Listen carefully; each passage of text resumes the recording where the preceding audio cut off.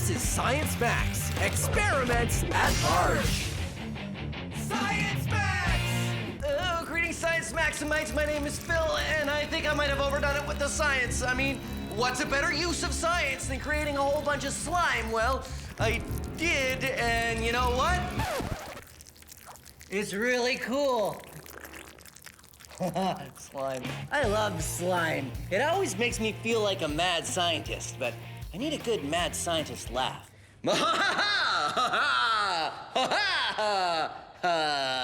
Yeah, it needs work. Anyway, today we're talking about polymers. Polymers like slime. But you see, polymers aren't really a substance. They're more how something is constructed. And there's all kinds of different polymers. There's slime, obviously, and rubber polymers like rubber. And there's also hard polymers like plastic. Now, polymers are all kind of constructed the same way. Like this. This is a chain. Yeah, so imagine this is a chain of molecules, and all the molecules are the same, and they just repeat in a long line. Now, when you get a polymer like slime, all the chains are not connected or very loosely connected, which means that they can flow over each other like a slime or sort of like a liquid, and they behave like that. So that is slime. But when you get to a rubber polymer, you start to get little bonds in between the chains of polymers that work like this. You see, they still move around a little bit, but they can spread apart, and they become flexible and bouncy. Yeah, I know, a chain doesn't really bounce, but rubber polymers do. Huh? Now, when it gets to a solid polymer like plastic, there's a lot more links, and it's all kind of interconnected, and it doesn't move at all. It doesn't move. Okay, again, harder to tell with a chain, but plastic is very hard and rigid. So let's dive into the world of polymers and make some slime. Yeah, too mad, not enough scientist. I'll keep working on it. Anyway, to make slime, take your white glue and pour in an amount. It really kind of depends on how much slime you want to make. Now, you want to add about twice as much water as that. Yeah, somewhere around there. Great. Now we want to put in just a little bit of soap. Maybe there, that's good. And you want to put in your food coloring. I like green. Green seems like the right slime color to me. It's the right appropriate mad scientist kind of slime. And then you want to start mixing that up till you get the right kind of consistency. That means make sure the glue and the water are equally mixed up.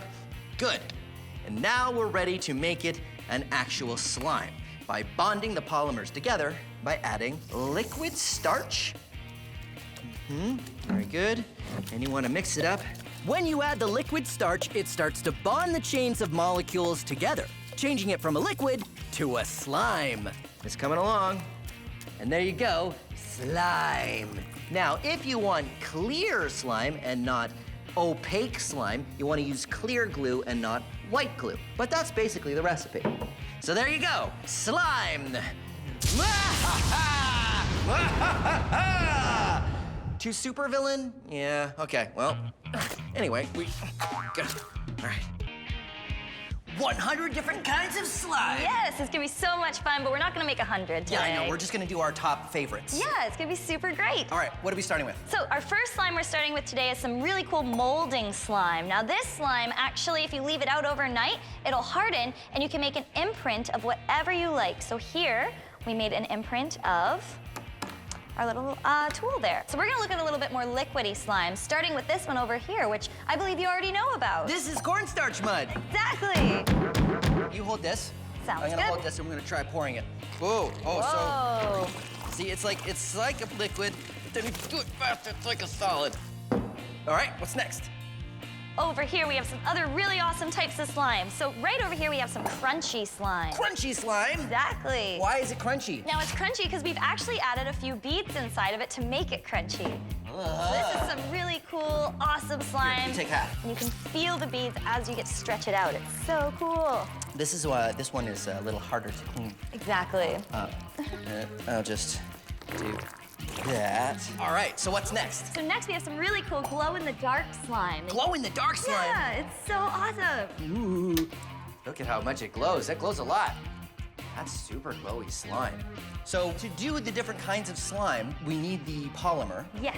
And then the thing that sticks the polymers together. Exactly. So the glue is the polymer. Glue is the polymer. And the starch is the thing that bonds it. Yes. Aha. Very cool. And then you put the thing in that makes it the kind of slime. Yes, right before you add the bonding component, because if we keep adding stuff after it's already made, it unfortunately won't be able to take it. So we add our powder before we add our starch in this situation. Should we go on to the next thing? Yeah, let's move on to More slime! Sarah and I are looking at different recipes for slime. All right, what do we got here? So over here we have some amazing foamy slime, which has so many ingredients in it. Here, watch what happens when we start pulling it out. Ooh. Wow. So it's like, Super stretchy and super fluffy. here, that's great. Okay, now you gotta hold yours. You gotta hold this end. Okay, you take, and then take some more. And then we take that. And then, yeah. It gets thinner and thinner and it becomes more and more lines of foamy slime. Yeah. And the last kind of slime we made today is some classic flubber slime. Ooh. So much fun. Now, why do you think it's called, is it flubber slime? Because is it really a slime? It is a slime, yeah. It's super fun and it's super stretchy. Oh, okay, I get it. Look at that. And it's sort of like a little bit like gelatin. It is almost like gelatin. Here, you can have some. There you go. Whoa. Ah, whoa. All right, so Sarah, now what we need to decide is how we're gonna max it out. Right. Like, should we just get a lot of slime? That sounds like a really good idea, but we are gonna need something to put it in because we can't just have slime all over the floor. Okay, you're right. So we'll get some sort of container thing. Yeah. And we'll see how much slime we can make, and then we'll just play with it and see what happens. Sounds good. And yeah, we will experiment because it's science.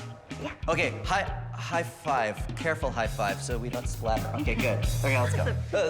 Sarah and I are maxing out polymer slime. How? Maxed out tub of slime! Whoa! Okay, so how do you feel?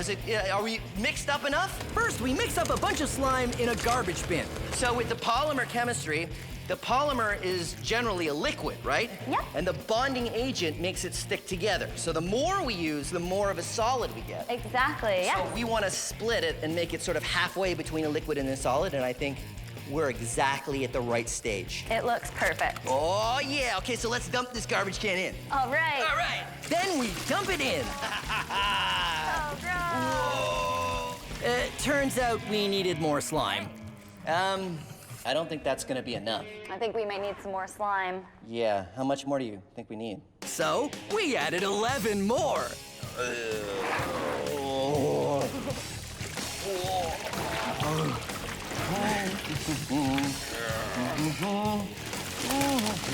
Ah, delicious. Perfect. Last one. Oh, yeah.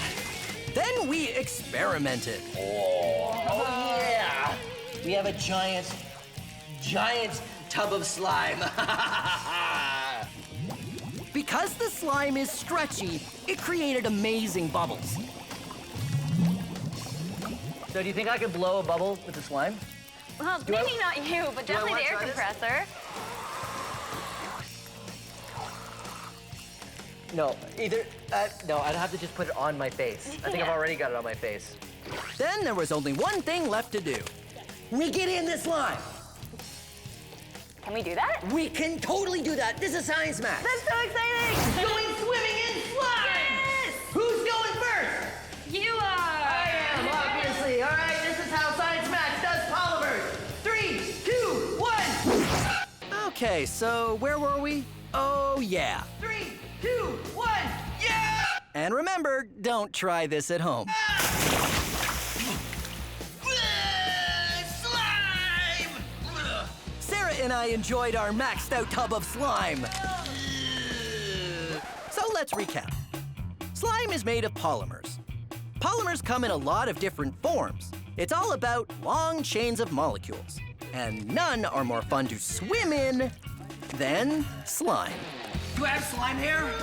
Yeah, definitely. Slime here! Slime!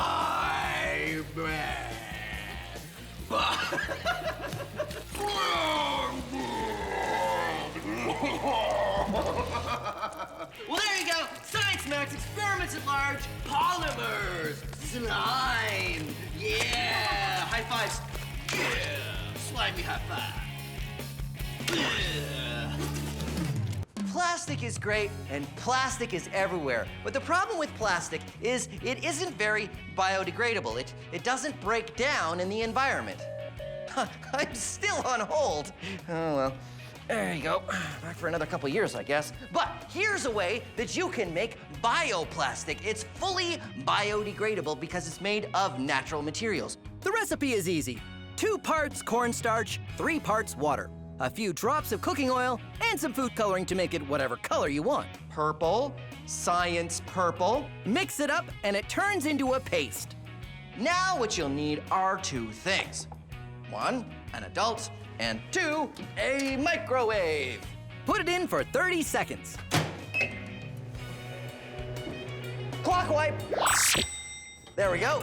Then take it out and mix it some more until it cools down.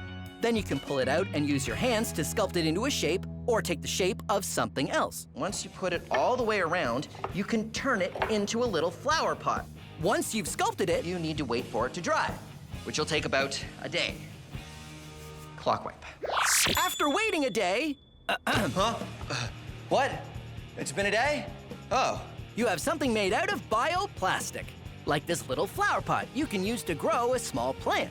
And then when it grows big enough, you can take this biodegradable flower pot and plant it right outside in the dirt, and this pot will biodegrade and turn back into dirt.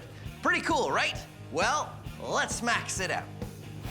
Biodegradable frisbee! Check it out! It's a frisbee, but it's biodegradable. So you throw it around in the park, but if you lose it, it turns back into dirt.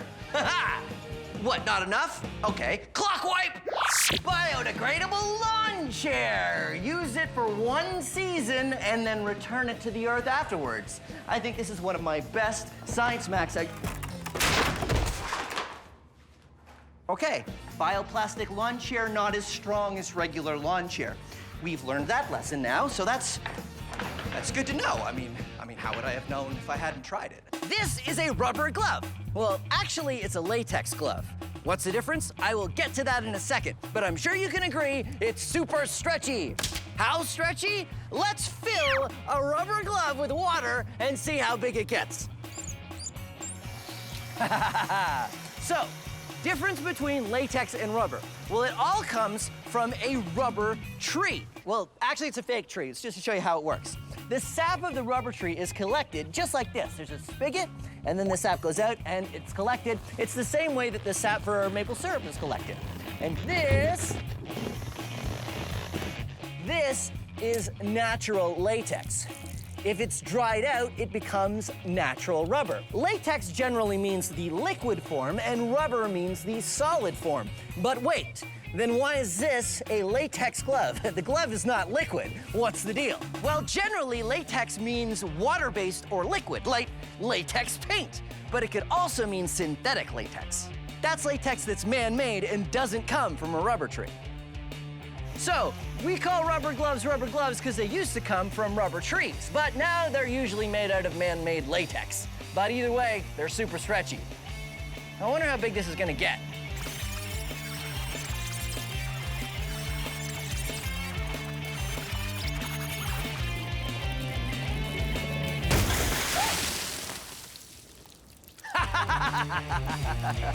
Science! Plastic is everywhere, but what can we do with it aside from recycle it? Well, we can reuse it to make cool plastic charms. But you're gonna need the right kind of plastic, and you need polystyrene. Just look for the little number 6 inside the recycle symbol. Cut out some plastic and decorate it however you want. There we go. Haha, check it out. The Science Max logo. Also, I've made a couple other things. I've got a chemical symbol, an atom, and this is me in some slime. Then get an adult to help you put it in the oven or toaster oven at 350 degrees. It only takes a few seconds for the plastic to shrink to 1/3 its size.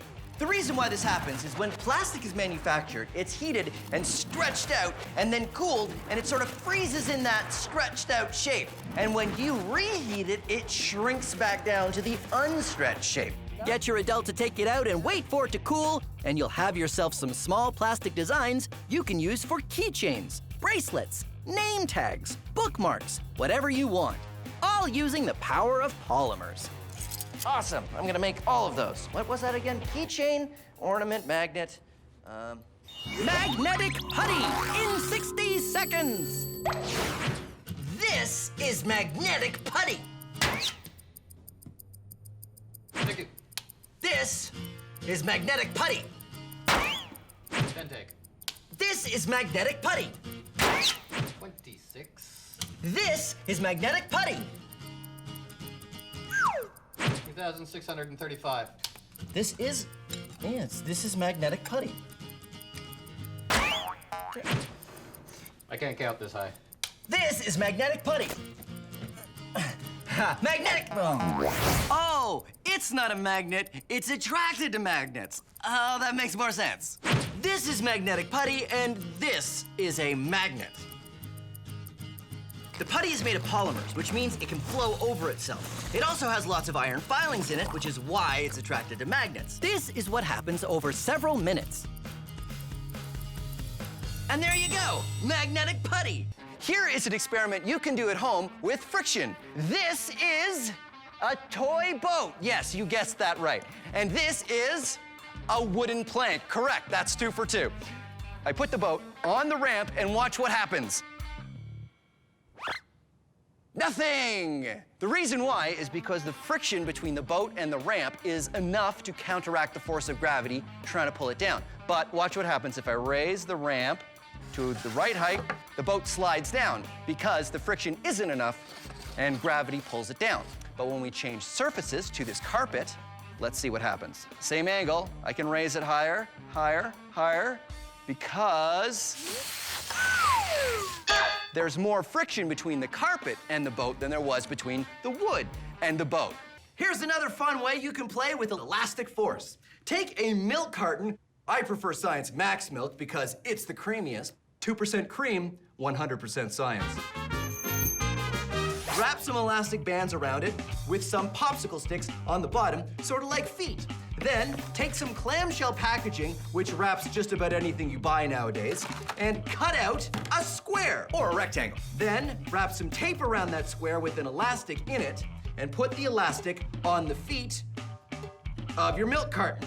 Then wind it around and make sure you go backwards so your paddle wheel boat will go forwards when you put it in the water.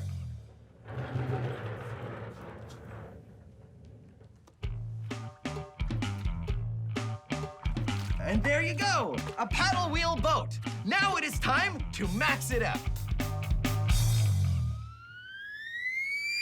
Ahoy, the SS maxed out elastic force paddle wheel boat mattress. I need a better name. But I've made a giant paddle wheel boat that will work on elastic force because I've got surgical tubing as my elastics, and that's an air mattress. And then I use some lumber to hold it all together. And of course I need a paddle wheel, and what better thing to use in a pool than a flutterboard? Okay, here we go. So normally you're not allowed to wear your clothes and your shoes in the pool, but I got special permission because of science. Besides, I'm not worried at all, so I didn't wear my swimming outfit because I figure I can totally do this entire experiment without even getting wet. That is how confident I am.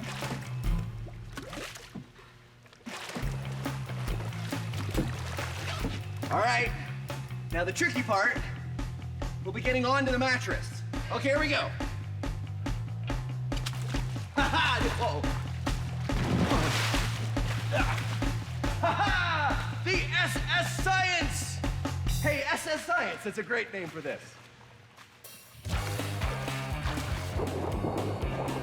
Look, it works great, and I managed to stay totally dry. Huh? Well, almost. Whoa, oh, oh. Haha, you thought I was gonna fall in the pool, but I didn't. Uh-oh. My flutterboard has stopped moving, and I'm in the middle of the pool. Almost. Yeah. didn't think this through. No. No. No. No, that's not going to work. Maybe I'll wait. Moving air is a lot of fun, especially if you use one of these, a vortex cannon. They're pretty impressive and they use some pretty amazing science. I'll show you how to build one. It's pretty simple. All you need is a plastic cup, you want a balloon, something round, an elastic, scissors or a craft knife, and a pen. Here's what you do. Take your balloon and cut it just where it gets wide. You take the mouth of the cup right there, and you have to stretch the balloon over the top. And then you want to put an elastic around it, keep it in place. And this now is a surface on the top, and that's what you're going to use to pull back and create your burst of air. But of course, the air's not going to go anywhere until you make a hole in the bottom. So here's what you do. You take your round thing and draw a circle, and take your craft knife or a scissors and an adult and get them to help you cut out a hole. And when you pull back on the balloon, a burst of air comes through the hole. But the air has an interesting shape. Now, I know what you're thinking. You're thinking, Phil, air is invisible. You can't tell what shape it is. Well, I can show you. Come on. This is my maxed out vortex cannon. It's made out of a garbage can. I've got a hole in here, and this is a shower curtain with a ball that I can get a grip on and pull. And then it shoots forward like this. Now it makes a big puff of air, but again, the air is invisible, so we don't know what shape it is, but I can help with that because I've got this, a fog machine. I fill the inside of the garbage can so we can see what the air is doing when I fire the vortex cannon. Okay, come on over here. Ready? Whoa! Okay, ready? Check it out. The vortex cannon shapes the air into a ring called a vortex. It makes a ring. Well, actually sort of a donut. Because of its shape, the air in a vortex can move much farther than air that doesn't have a shape.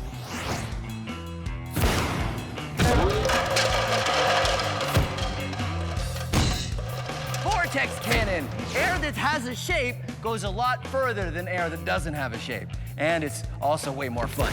Woohoo! Now we're gonna talk about tension. What's tension? One more than nine-shin. Get it? Because tension and that's, okay, tension is the force that we usually talk about when we think about pulling a rope or a chain or something like that, because you know the old expression, you can't push a rope.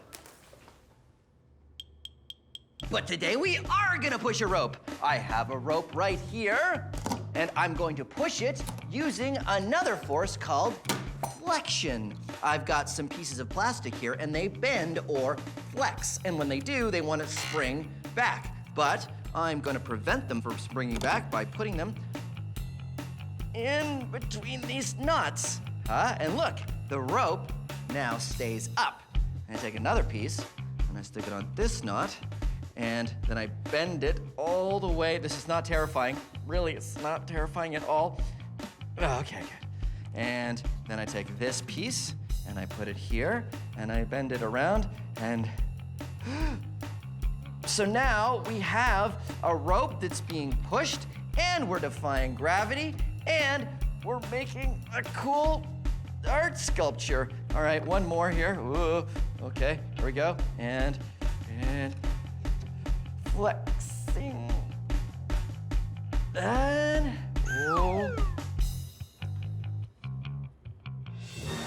Ha-ha! There you go. I've pushed a rope, defied gravity, and made a cool art sculpture. Okay, well, I guess technically I haven't really pushed the rope because we're still pulling from each knot. And I guess I haven't really defied gravity because that one's sitting on the table and all the others are sitting on top of that. But you can't argue that I made a cool art sculpture. Ha-ha! Art! I mean, science. Our pasta bridge was going to take a long time to build out of individual pieces. So we have a new plan. Hey, Michaela. Hey, Phil. How you doing? I'm great. How are you? Good. This is Michaela. She's an undergrad in industrial engineering, right? I am. And you and Kyle have a new plan for how we can build our pasta bridge that's not gonna look like this. Oh, man. This is the best that Kyle and I could do with 20 minutes. Okay, well, I have better. Good, I'm glad. How are we gonna do it? So instead of that, we're gonna try something like this. Oh, okay. This is sort of like a giant burrito kind of thing, right? Yep, But we're going to build the bridge out of this. exactly. We're gonna make it longer, though? Yep, we're gonna make it 8 feet long. We have this long pole, right? Yep. And we have sheets of this pasta. We're gonna put them on the diagonal, Okay. and we're gonna roll it, but we're gonna start from this corner, and we're gonna keep rolling. And don't All forget right? to add water. And we gotta add water. I'll add the 'cause- water. Okay. Adding water, just like this? Yep. It helps the pasta to stick together. So as we're rolling, we're rolling, we're rolling. We're gonna keep doing this with a bunch more sheets so that it gets really, really long, like 8 feet long. And when we're finally done rolling, we gotta spray it with some varnish, Yep. and so that it all holds together. Great, and then it's gonna be about this thick Yeah, when we're finished with it. exactly. This is going to be one of the parts of the deck of our bridge. Great, so each one of these large pieces is gonna be like one single strand of pasta, and the little bridge with me. Yeah, We need a lot of these. a lot. A lot. Yeah. Still, it's a lot faster than doing it piece by piece with just the spaghetti. Oh. Every time I hold it up, you make that noise. Oh. Oh. Oh. Awesome. A delicious plate of cheese and crackers, my favorite snack. But these crackers are pretty salty, so I should probably pour myself a glass of water first, huh? No! My cheese and crackers! Why? Why does this happen? Why does the water stick to the glass? Well, because of science. And the reason why it happens gets a little complicated, but it boils down to this one simple thing. Water likes to stick to things. Huh?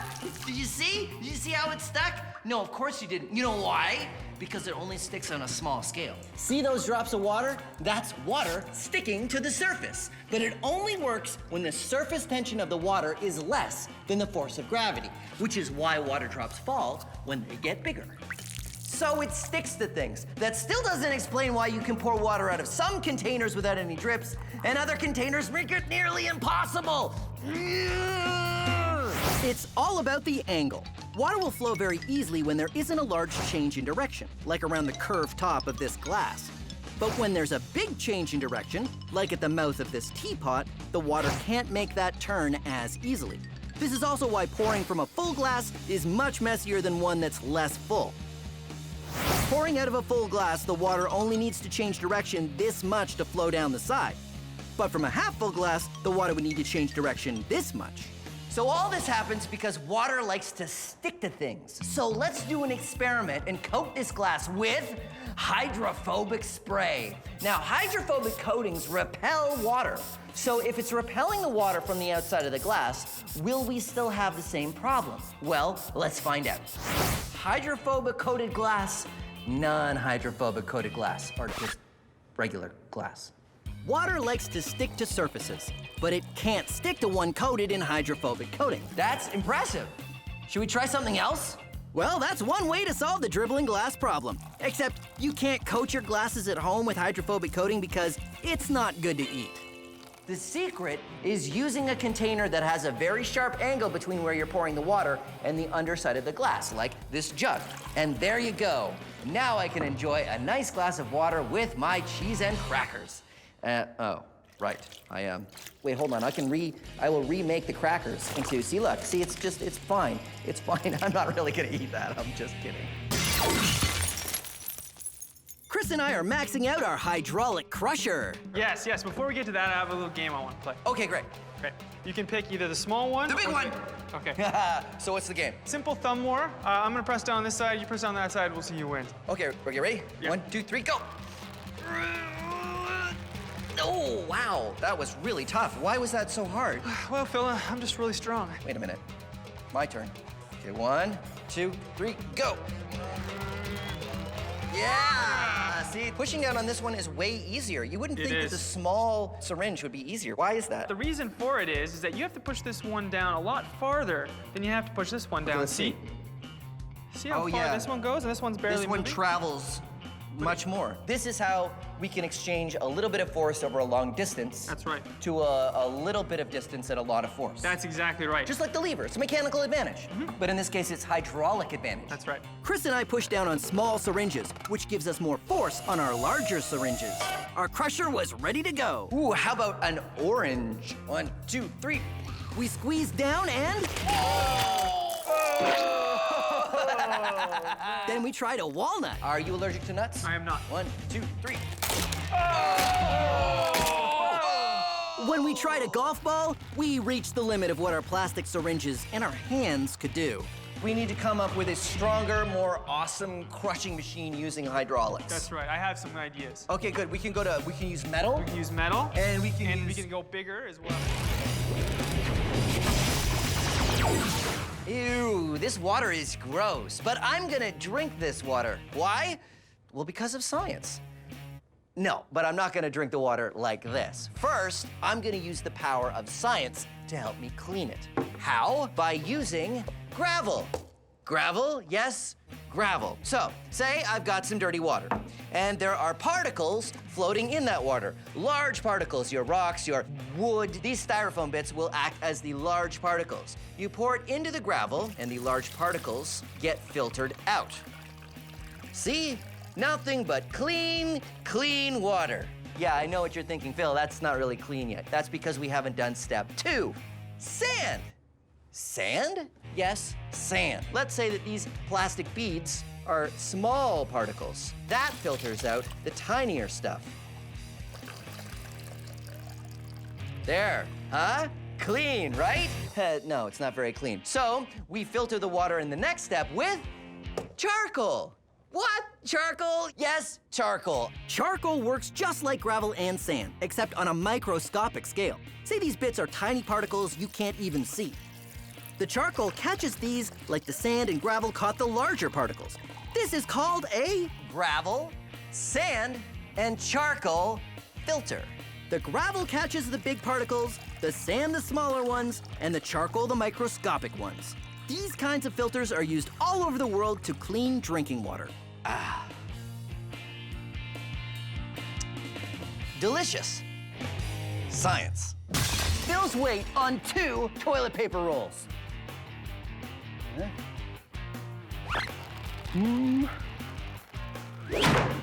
Nope. Bill's weight on 4 toilet paper rolls.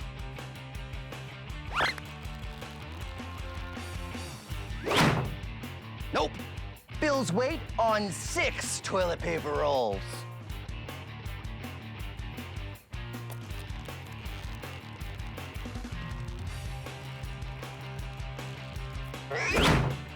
Nope. Bill's weight on 10 toilet paper rolls.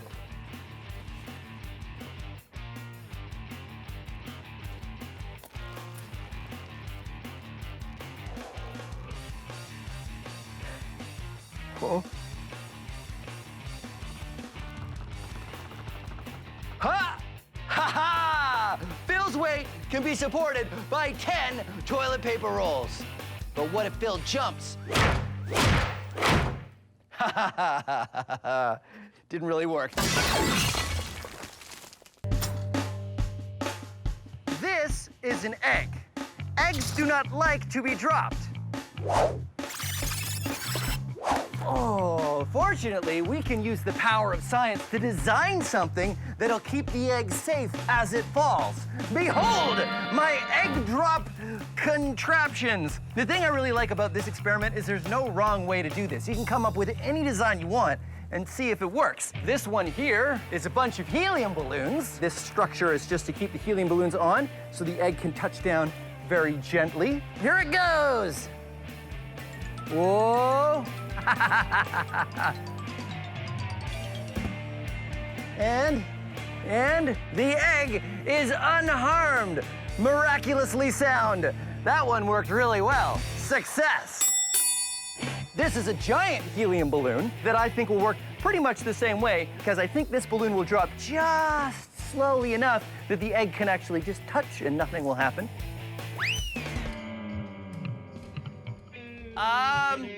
So that didn't work. And then there's this one, which has no slowing at all. It's all designed to just absorb the impact. And the idea is that the cone will crumple and absorb the force when it hits the bottom. Oh, no! Oh, no.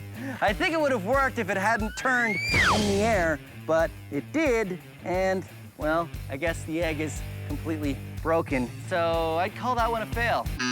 This one is the parachute. You see the egg has been nestled into this foam container, and this is a parachute that will hopefully slow the egg down. Woo! Uh-oh. Whoa. Over, over, good. And that one seemed to work well. Yep, the egg is totally fine. The parachute worked. All right, egg drop experiment, totally fun experiment to do, but the question is, how do we max it out? And the answer is pumpkin drop. Same thing, except with a pumpkin instead of an egg. Come on. Okay. All right, pumpkin drop with everything attached all at once. Okay, here we go. Ready? 1, 2, 3.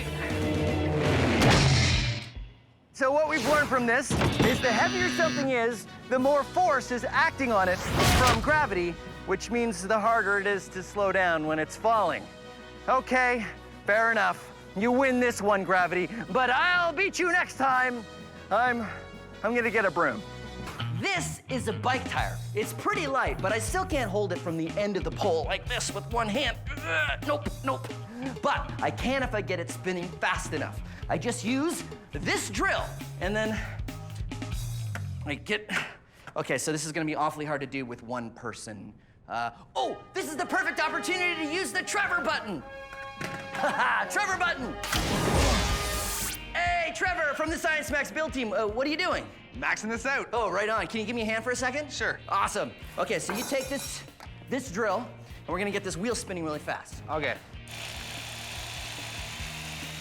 I don't know if it's, No, I don't wanna know. I don't know if I remember to... No, it's fine. Max it out. We gotta max it out.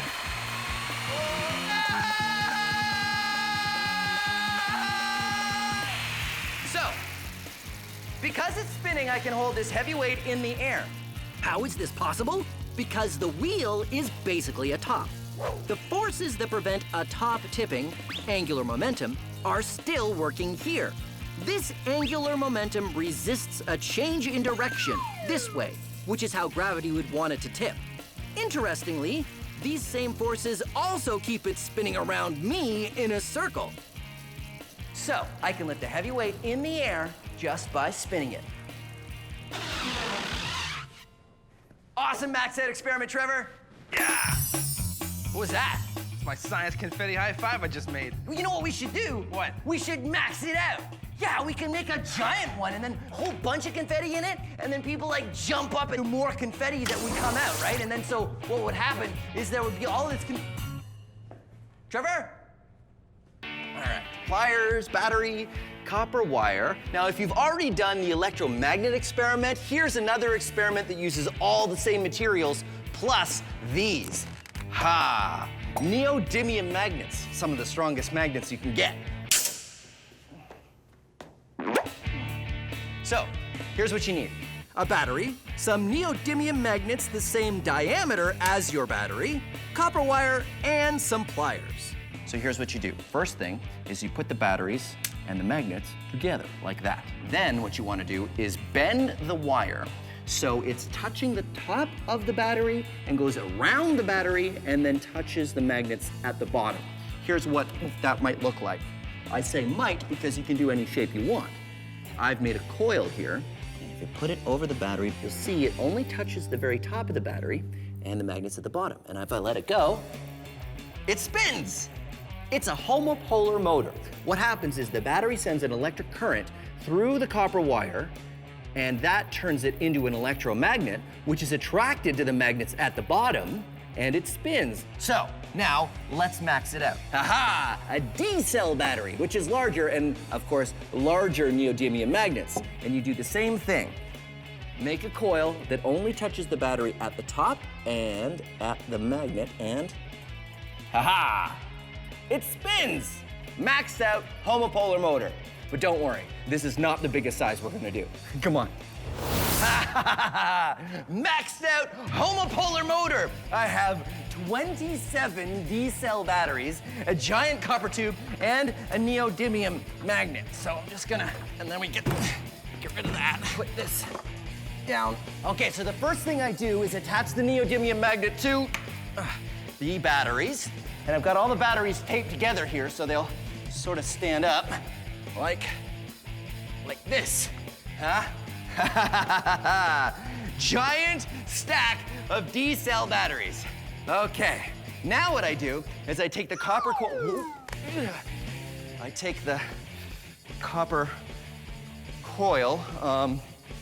need to get, okay, hold on. I got this. I just need to get the copper coil there. I did it. Okay, so I take the copper and I put it on top of the D-cell batteries like this, and then I let it go. Let it go. Nope, whoa. Homopolar motor. Okay, so that didn't work. But that's okay. I like it when it doesn't work, because that's science. It's not science if it works perfectly every time. I mean, you gotta have some room for improvement.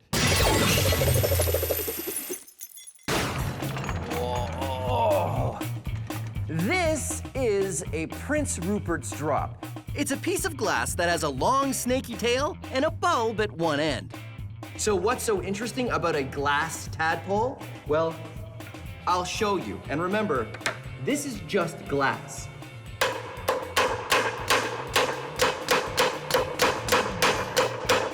Oh, Prince Rupert's drops are very strong, almost as strong as steel. It's all in how they're made. Molten glass is dropped into cold water. What happens is the outer part of the drop cools off first, leaving the inner part still hot. When the inner part eventually cools, it contracts, pulling everything in tighter and tighter, keeping it under a lot of tension. And because it's round, the force you put on it is distributed all the way around, just like the force is distributed on an arched bridge. Until you get to the tail. Just the tiniest break in the tail, and It explodes. All that energy is released in a chain reaction. Why it's so strong you can hammer on one end, but explodes when you break the other, puzzled scientists for centuries. but now we know it's all in how it's made. The Wizard Academy. All you have to do is demonstrate true magic, and you will be granted entry. Send in the next applicant. Okay, don't let them see you. Don't let them see you. Okay, magic smoke. And here we go. Big entrance. Behold, it is I, Overwhelmo. You again. I only have to demonstrate magic one time, and you have to let me into the Wizard Academy. And last time does not count. So prepare for your mind to be boggled and your eyes to also be boggled, because I shall do a trick. I will just get to it. Here is a book, behold! And now, feast your stupefaction as I produce another book, ha-ha! And then 2 or 3 more times, behold, that's good. Behold! And now, look upon the wonderment as I stack these books on top of each other, like this. And now, feast more stupefaction as I cleverly move the books off the table. And now comes the magic word. Now, I say the magic word. The magic word! And behold, the book is levitating. It is completely off the table. I have done it. Magic! No. No? Not magic, that's science. But the book is levitating. No. Look at it, it's not even touching the table. No, it's being supported by the books below because of the center of mass. Preposterous. I'm afraid it's very preposterous. Each book is balanced on the one below in a way that the center of mass is behind the edge of the book below. And the entire stack's center of mass is behind the edge of the table. So it may look like magic, but it's science. So, I can't get into the Wizard Academy? No, I'm afraid not. Aye, good. Alakazam! You will rule the day that Overwhelmo did not. I will return, and then you will see. Oh, ow. Okay, Science Maximites, prepare to hurtle through the cosmos. I am Captain Phil, and today we're going to be building rockets on Science Max. Now, we've built rockets before, like this one, powered by air pressure. And this one, stomp rockets, which were also technically powered by air pressure. Air pressure rocket! But today, Science Maximites, we are going to be building rockets powered by chemistry! Chemical-powered rockets! Away! Okay, I promise it'll be more exciting than that. Because today, Science Maximites, we are going to be looking at chemistry. Chemistry is when two molecules combine to make another molecule. Like magic, ooh. So let's take a look at what will be powering our chemical rocket. This, it's an antacid tablet. When you put an antacid tablet in water, it makes little bubbles of carbon dioxide gas. This happens because of a reaction between two kinds of molecules called acids and bases, like vinegar and baking soda, but all contained in a small package that won't start working until you put it in water. If we contain the reaction, the carbon dioxide gas builds up and creates pressure. High five for science. All right, so let's look at our chemical-powered rocket. What you need is one of these. This is a film canister. And ask your parents what that actually means, because they're not used for holding film anymore. You can get these at craft stores, though, to hold paint or little things. But really, all you need is a plastic container with a good lid that snaps on nice and tight and keeps the air in. And then, of course, what you need are your antacid tablets and a little bit of water. So pour in some water and then put in your antacid tablet and snap the lid on. Flip it over and wait for the carbon dioxide gas to build up, which will build up pressure, which will launch your rocket. Ha-ha! So there you go, a chemical-powered rocket. Foam. Foam. Foam. How can they all be foam? Well, foam usually means something to do with bubbles. There's all kinds of solid foams out there, and they can be squishy or not squishy. And they're usually light. Air is an insulator. That means it does not conduct heat or cold very well. You see, I cannot tell this ice is cold until I get my finger really close to it. Yeah, there it is. There, I feel it. And because foam is full of air bubbles, it makes a great insulator. That's why we make coolers out of foam. So what's the best, most advanced foam out there? It's this. It's called aerogel, and it's 98.2% air. It is super light because it's mostly air, and it's a great insulator because it's mostly air. It's great to pack things in as well, and NASA uses it on the Mars rover and in spacesuits because it's such a good insulator. Cool. Or not cool, because, you know, it's an insulator, so it would protect from the cool.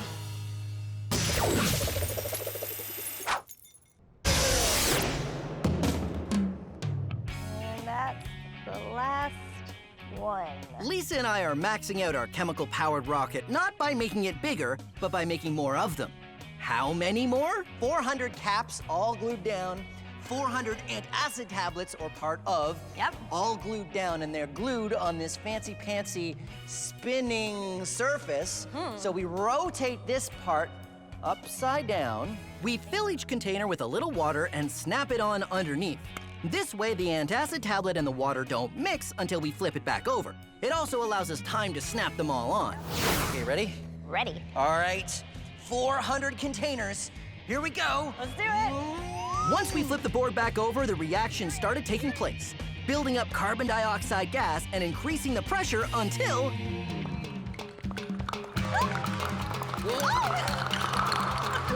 do you think? Oh, yeah. Oh, yeah. Oh my goodness! It's good luck if you catch one.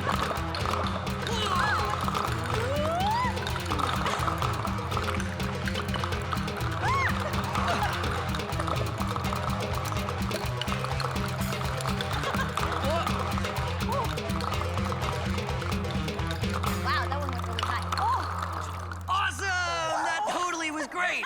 Wow. Okay, so high fives on that. Yep. That worked spectacularly. That was awesome. So we've done this. Let's go bigger. Let's go bigger. Bigger. Okay. So let's go and we'll clean this up Definitely. afterwards. Yeah, Okay. let's do it. Okay, let it go. Whoa. Whoa. This is a balloon, and this is an orange. When you put them together, a chemical reaction happens. How'd you go in there for a minute, didn't I? No? No? All right. Well, you can actually do a chemical reaction between a balloon and an orange. You see, balloons are made of latex, which is a kind of polymer that's very, very stretchy. And orange peels contain a chemical called limonene. Limonene breaks down latex.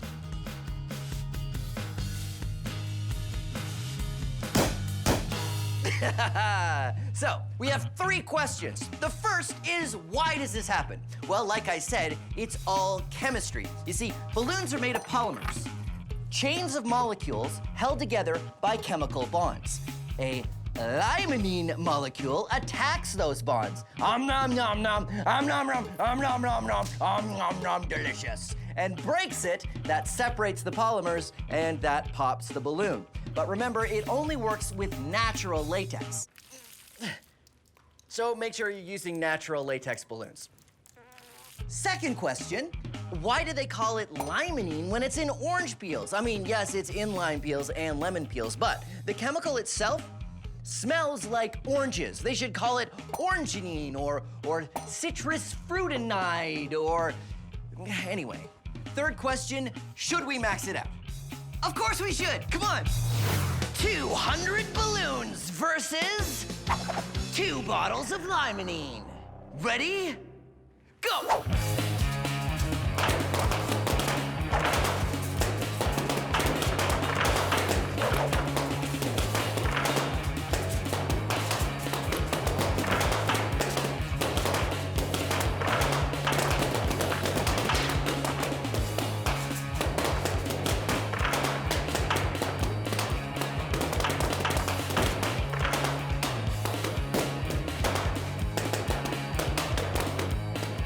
Science! This is water. Things float on water, like pool noodles and wood and toy boats. And now we're gonna do an experiment with how paint floats on water. How's this supposed to work again? Oh! I'm supposed to take the paint out of the can first. This is a fun experiment you can do at home. All you need is a container, some water, and paint. But not just any paint, special paint you use for hydro dipping. That's hydro, meaning water, and dipping, meaning dipping. Carefully pour the paint on the water and add a few different colors. Then take a stick to swirl it up into a pattern. Then you get something you want to paint, and you carefully put it in like so. But don't pull it out as soon as you get it in. You have to spread the paint away because it'll stick when you bring it back out. And then when you pull it out, whoa! Hydro dip. Let that dry, and then you have a very cool painted toy. Let's do some other stuff. This is a bike helmet. If you put tape on what you're painting, you can remove it later to make parts that aren't painted. Skateboard. Whoa! Oh, that's pretty cool. Now to max it out. Hydro dip pants. Wearing the pants when you do this is super messy and not something you should try at home. But the results weren't bad. Science pants! Science pants! Science pants. One of the ways you can experience the power of water is watching it wash away dirt. You can experiment with this yourself by making your own erosion table. To make your own, fill a plastic tub with sand and tilt it up. Cut a hole in the tub at the low end and put a hose with a trickle of water at the high end. Then to complete your model, fill it with a little happy town.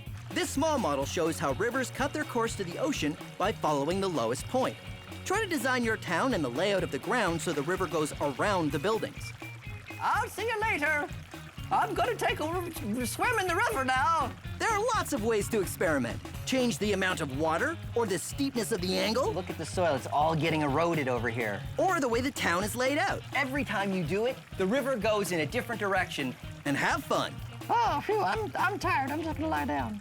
And that is the power of water. Greetings, Science Maximites. My name is Phil, and this is Science Max Experiments at Large. Today, we're going to be looking at earthquakes. Earthquakes! Huh. Today, we're going to be looking at how to build something. That was supposed to happen earlier. Today, we're going to be looking at how to build something that stands up to the shaking of an earthquake.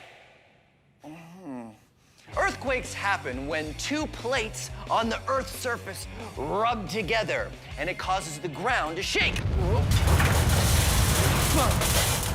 It causes the ground to shake.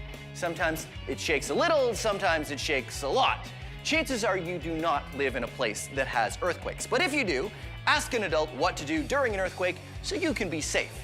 Modern buildings that are built in earthquake zones are designed to withstand the shaking. But how do scientists and engineers build a building that stands up to the shaking of an earthquake? Well, that's what we're going to be looking at today. First thing we have to do is simulate an earthquake. We're going to build a shaker table. And here's what you need. 2 books and...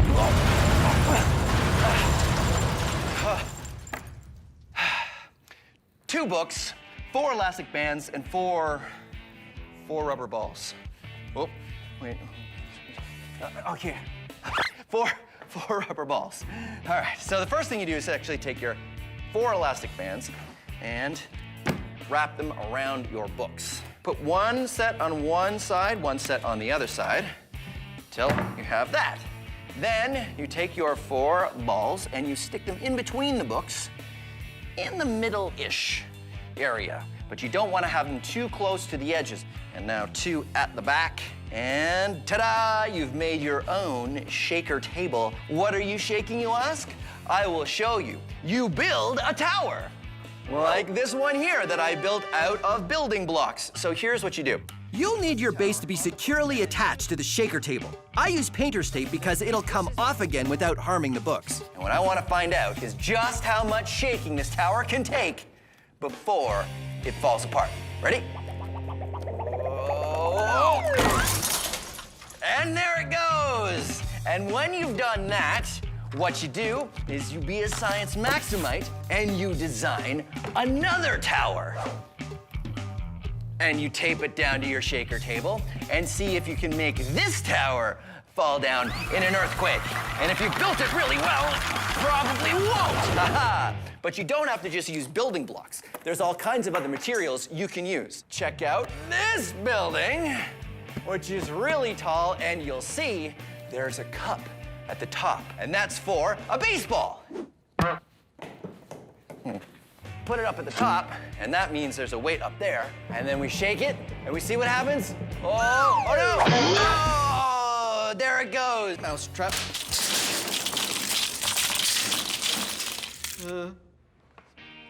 Like I said, we are going to be using mouse traps. Mouse traps as a form of propulsion. That's the force that makes things go, and we are going to be making a boat go. And what is the thing that's going to make this boat go? A mouse. Oh, it's not set. Sorry, I'm really jumpy. Anyway, we're gonna be using a mouse trap. And don't worry, no mice are gonna be harmed in the making of this or any Science Max episode, but mouse traps are really great because they can store energy in the spring. If you see, there's a spring that makes this bar want to snap back, but we can put energy into the spring and store it and then use that energy as it unwinds the spring to propel our boat. But it's a little more complicated than just this, so come on, I'll show you. What we're gonna do is build this. This is the mousetrap boat, and it works like this. I've got the mousetrap, and it's attached to a long arm. That arm has a string on it, and it goes around the paddle wheel. And as the mousetrap unwinds, the paddle wheel spins like that, which pushes the boat forward. Now, it looks kind of complicated, but it's actually quite simple to make, and here's what you need. My mousetrap boat is made with styrofoam, craft sticks, and elastics. You'll also want a pencil, plastic drink caps, a shish kebab skewer, small zip ties, string, and of course your mousetrap. Now, mousetraps can hurt your fingers, so get an adult to help you when you use them. Start with 2 pieces of styrofoam. I like to cut mine into this shape, but the only really important thing is that they're the same size. Your paddle wheel is made from a circle of styrofoam with it penciled through the middle, and it will go across like this. To make the paddle wheel, I use cut pieces of craft stick, or they can be plastic, and make some cuts and then put them in like this, and that is what will make your paddles on the paddle wheel, because that's the wheel and that's the paddle wheel. That's why they call it that. Stick drink caps to the ends of the pencil after sticking it through the styrofoam. I like to use a few craft sticks and elastics to help give the styrofoam strength. Next is the mousetrap, which you want to glue down to a frame of 4 craft sticks. Attach the frame to the boat with elastics, then attach the shish kebab skewer or a pencil to the mousetrap with zip ties. I like to put some craft sticks on the end to make it easier to tie the string to it. Wrap the other end around the paddle wheel pencil, and remember you need enough string so that your stick can lie flat. Okay. Let's try it out. Wind up the paddle wheel. This'll be a little hard as the spring will pull back, but that's where you're storing the energy. And when it's wound up, put it in the water and let it go. The paddle wheel turns because the mousetrap is transferring energy that we put in earlier, and it goes all the way. We stored the energy in the tension of the spring. Now that tension is pulling the mousetrap, the stick, and the string, which turns the paddle wheel and makes the boat go. Mousetrap-powered boat! If you want more detailed instructions or other designs, look up Mousetrap Boat. And there you have it, the Mousetrap-powered paddle wheel boat. And this is what we're going to max out today. Come on.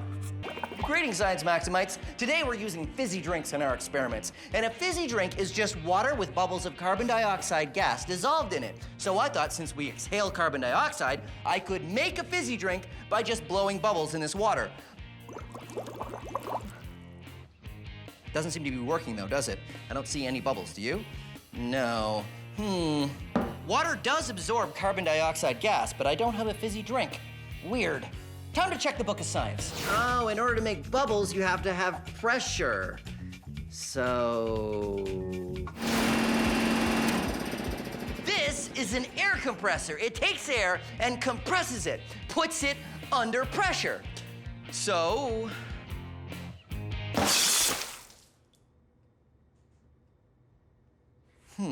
The container needs to be pressurized. Okay. When you get a container of a fizzy drink, the carbon dioxide gas is put in there under pressure, and it stays in there under pressure until you release it. That's the sound of the pressure being released. And when it is released, the carbon dioxide gas starts to expand. And when it expands, it creates bubbles. And that's what makes your fizzy drink. This process takes a while to run out, but eventually it will become flat. No more bubbles. But what if there was a way to release all of that carbonation all in one go? Well, there is. And for this experiment, all you need is your favorite brand of fizzy drink, Science Max brand Diet Science Cola, 100% science, 0 calories. And your favorite candy, like these Science Experiments. All the minty flavor that comes from pure science. So, all you need to do is open this up, take one of these, and put it in here with an adult's permission because it can get kind of messy. Whoa! What's going on here is all of the carbonation that was in the bottle is now being released much more rapidly than it would have been before. Now, why does this happen? Well, If you look at a carbonated beverage, you'll see that the bubbles don't come from everywhere. They come from the inside of the glass, or in this case, a lot are coming from the straw. And that's because the carbon dioxide bubbles like to find a little imperfection, something to hold on to in order to expand and bubble out. And a candy, such as this, has a ton of little tiny microscopic imperfections. So when you drop it in, there's a lot more places for the bubbles to attach, and that makes the carbonation happen a lot quicker. But remember, this is not a chemical reaction. It all has to do with carbonation. So that's what we're gonna be looking at today. Air pressure, more pressure, less pressure, and of course, we're gonna be maxing out this experiment. This is a basketball. It bounces. This is a golf ball. It bounces. But it never bounces as high as where I dropped it from. But watch as I put the golf ball on top of the basketball. Whoa! Why does the golf ball bounce higher than where I dropped it from? How is this possible? I only bounced the golf ball from 1 meter high. So what's going on? Well, as the basketball hits the ground, it compresses, storing the potential energy of its bounce, about to give that energy back as it bounces up again. But this energy works as a springboard for the golf ball. And since the golf ball has a lot less mass than the basketball, the upwards kinetic energy of the basketball is given to the golf ball. So, let's max it out. Ball, on a ball, on a ball. 3-ball bounce.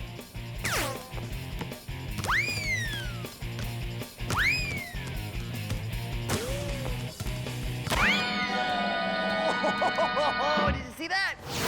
Ball, on a ball, on a ball, on a ball. Quadruple ball bounce. Oh, oh. Oh. No, wait. Turns out getting 4 balls to drop straight down on top of each other is pretty difficult. So, we know the mass of the ball is important. Why don't we max it out in a different way? This is a Swiss ball for exercising. It has a lot more mass than a golf ball. So, let's try it out.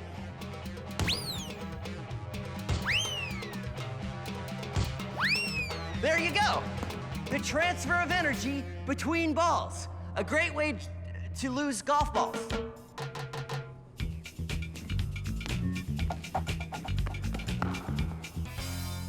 Hey, Science Maximites,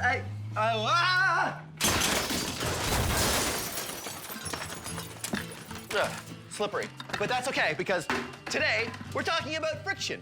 Friction is a force that is everywhere and happens when any one thing rubs against any other thing. We do lots of things to increase friction, like wear shoes with big treads on them. And we can do things to reduce friction, like the experiment we're doing today. We're gonna build a hover disc, and it's very easy. You take some cardboard and cut it into a circle, just like this. Then put a hole in the middle of the circle. You might want an adult to help you with that. And then take a plastic drink bottle cap, like this. I like to use the ones that you get on sport bottles because they have a little nozzle that pops open or closed. And then you glue it around the circle and you get this. Then you need a balloon. So you blow up your balloon. I know you know that step.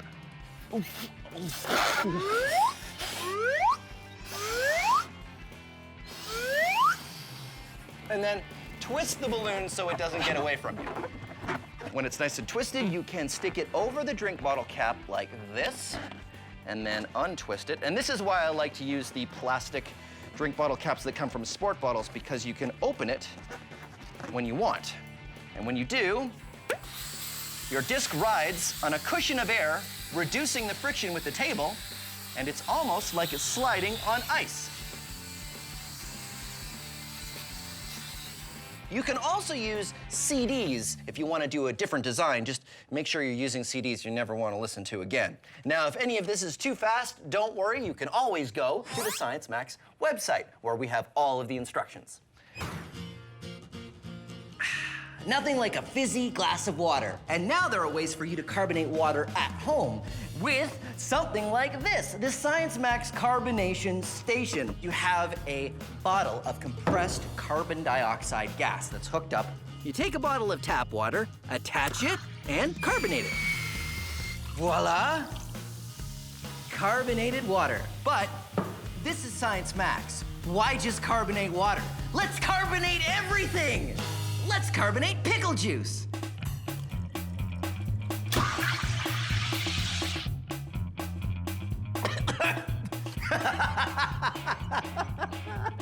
It's actually amazing. Milk! It's like milk meets water. Kind of very odd. Chocolate milk? Oh no, that's way better. Carbonated mustard. Carbonated tomato juice? Carbonated hot sauce. No, wait, carbonated... That was the hot sauce.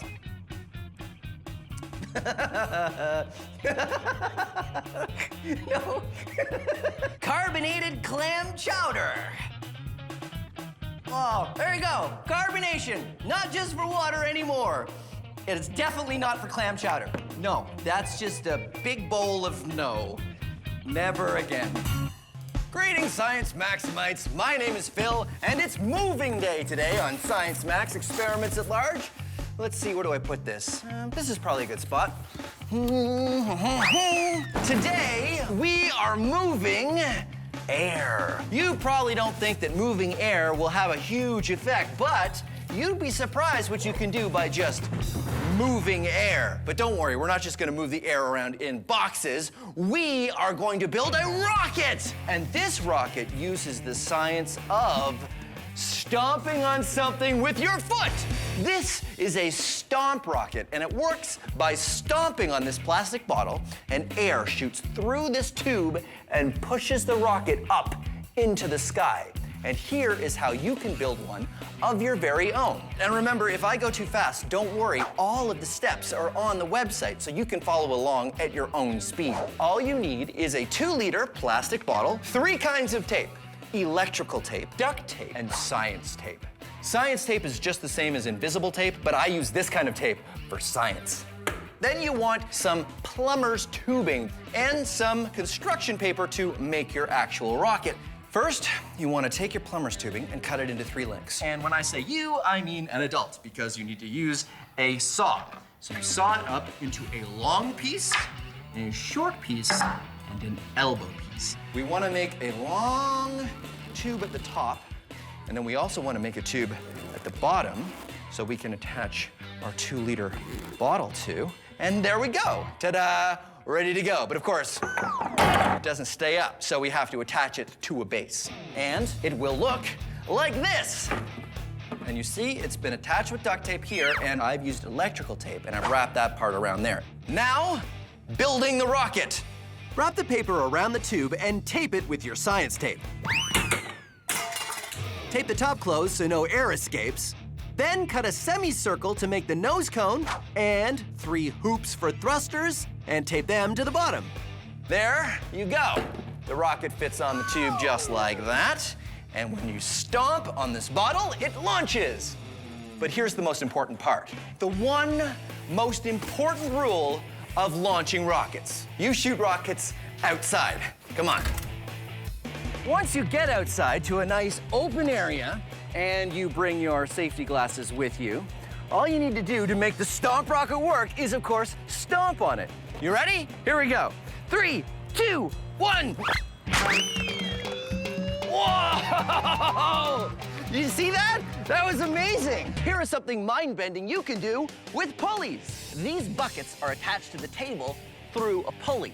There's nothing holding this table up except for the weight of the buckets pushing down on the table. So if I took the buckets off the table, the weight of the buckets pulls the table up. But because the buckets are on the table, everything is in balance. Mind-bending, right? Okay, wait, it gets better. If I took a weight and I put it on the table, the weight of the buckets isn't enough to keep the table up. So I have to add more weight to the buckets so the buckets pull the table up. Whoa. And there you have it. It's weird, it's mind-bending, It's science. This is a pendulum. It's a weight that swings. It swings back and forth.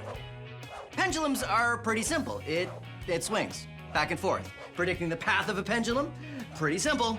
It's gonna swing back and forth. But wait, as I make it so much more complex by adding a pendulum.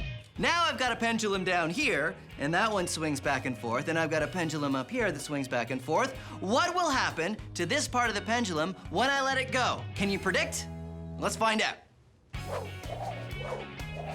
This is a double pendulum, and predicting the path of a double pendulum is really difficult. It's still simple physics, but because there's a moving part attached to a moving part, it makes it way more complex. So, the question is, can we max it out even more? Of course we can. These are chaos pendulums. This one's a lever, and it's got another lever on the end. Whoa, and this one here is a perfectly balanced lever, and it's got a pendulum on either side. Whoa. Scientists and engineers have always said that the more moving parts something has, the more complex they are. Science.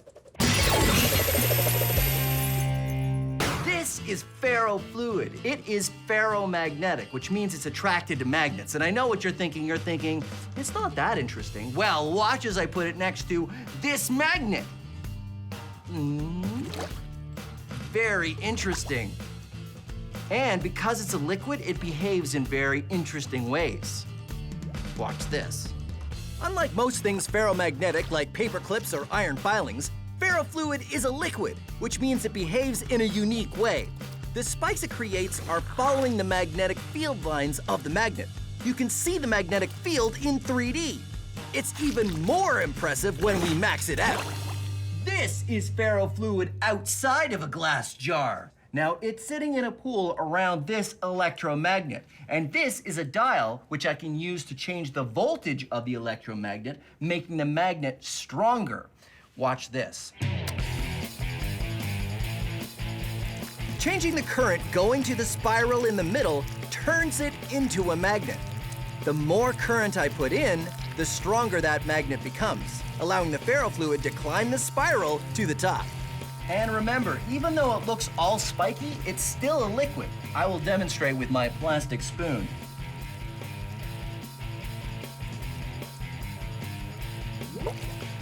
And watch this. When I turn the magnet off, it stops being spiky. Turn it on. Turn it off. Science. The Wizard Academy. All you have to do is demonstrate true magic, and you will be granted entry. Well, Fuzzix, who is the next applicant for the Wizard Academy? Overwhelmo. Indeed, it is I, Overwhelmo, and prepare to be overwhelmed. Would you be flabbergastified if I balanced this coin on its end?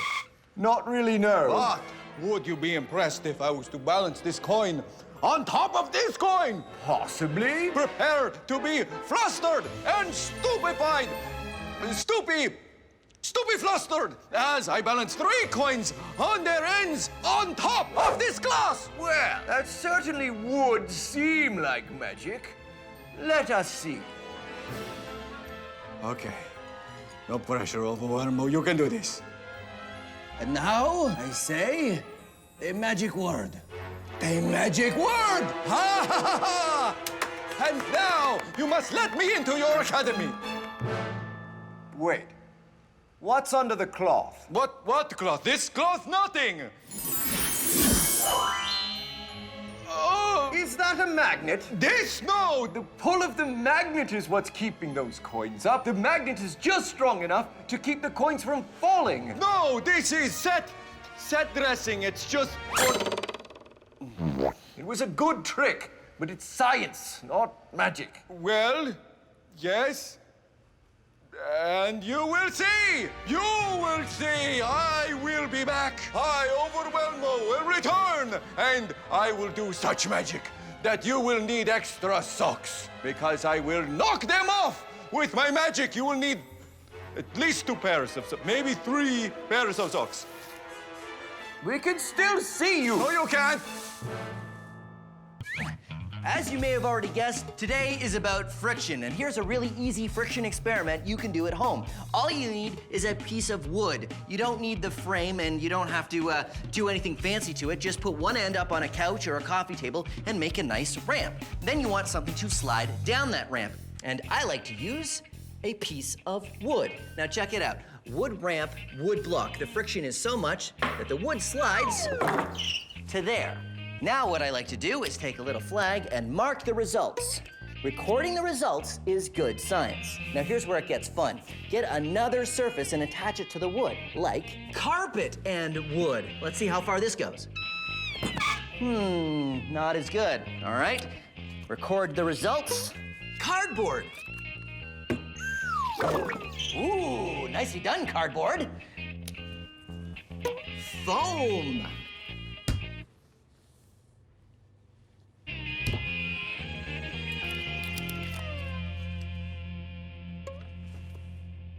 And this wood has been waxed, like on a floor wax, which makes it nice and slippery. Let's see how that does.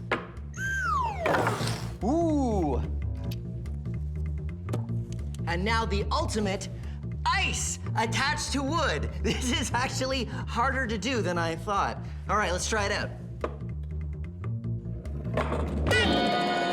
Ice! The clear winner, not a big surprise right there. And get this, once you've done all of that, you can change the surface of the ramp. You can go to waxed wood, carpet, foam, cardboard. Well, well, yeah, you get the idea. Record all the results, compare them, and there you go. Friction ramp experiment. And that's what we're gonna be maxing out today. So come on, let's go. So here we go. Amazing. The friction ramp, it's pretty simple. You just take, I've got blocks of wood with different surfaces. Amazing. And then you just slide them down the ramp. Right. So cool. Yeah, so what if, to max it out, what if this is us? We're a block of wood? No, I mean like we are on the block of wood and then we can try changing the bottom. I guess a block of wood isn't the right thing to use though. Right, yeah. Maybe we could use like a sled. Yeah, okay, like a snow sled. That's a great idea. Okay, so we'll tell you what. I will portal in a sled for us. Are you sure you want to portal it in? I'm sure. Just stand back Okay. though. Okay. Ha! Ah, there we go. Maxed out friction slide! You ready, Sarah? Yeah, I'm ready. Okay, here we go. All right. Sarah and I pushed each other around on the sled, which was fun, but it was also tiring. It's pretty hard. This is my turn. My turn. All right. Oh, yeah! Whoa, friction! Yeah, friction! Yeah! Yeah, friction! But we soon realized it'd be pretty hard to measure how much friction there was. You know how hard you were pushing? I had no idea how hard I was pushing. A lot, but that doesn't really help in science terms. So Exactly. what do we do? Well, with your first experiment, you used a ramp. Could we maybe put a ramp up in here? In here? In here, yeah. I guess. Then we can measure also how far we go so we know how much friction is being used. Right, so we have our control, and then we have all the, just like the blocks. Exactly, just like the block. Okay, great. So we'll get the ramp, we'll get a bunch of wood, Yes. we'll get some tools. Yeah. Now it is time to talk about an amazing natural polymer. It is hagfish slime? Ugh. Still, well, hagfish, that's probably just an unfortunate name for the fish. I'm sure the fish itself doesn't. Ugh. Okay, so hagfish makes slime, apparently. When a hagfish is attacked by something that wants to eat it, like a shark or an eel, it secretes a tiny bit of a natural polymer. That's this little white bit right here at the end of this test tube. Now, it doesn't look like much right now, but it reacts with seawater. Watch this. Hagfish slime is very interesting to scientists because you start with just a tiny little bit and add seawater, and suddenly you have a lot of slime. Whoa. This stuff is actually pretty cool. Hagfish slime is a natural polymer. It's made just the same as the other polymers out of long chains of molecules, but it's naturally produced by a living organism. And because it's naturally produced, that means it's biodegradable. Hagfish slime. It's pretty cool after all. Ugh. I'm an acid, and I'm a base, and we are enemies. Oh, well, we're not really enemies. Yeah, that's true. It's all about how we react chemically. You see, as an acid, I really want to give protons away. Protons? Who needs your protons? Get your protons here. Protons, I got more than I want. I don't need them anymore. And bases, we need protons. We'll do anything to get them. Protons, you can protons away. I'll take some protons. You think that when you get these two together, you'd have some pretty great chemistry. But the truth is, when they're together, they often don't react. Whoa. That is until water gets involved. Once you have water, acids and bases react.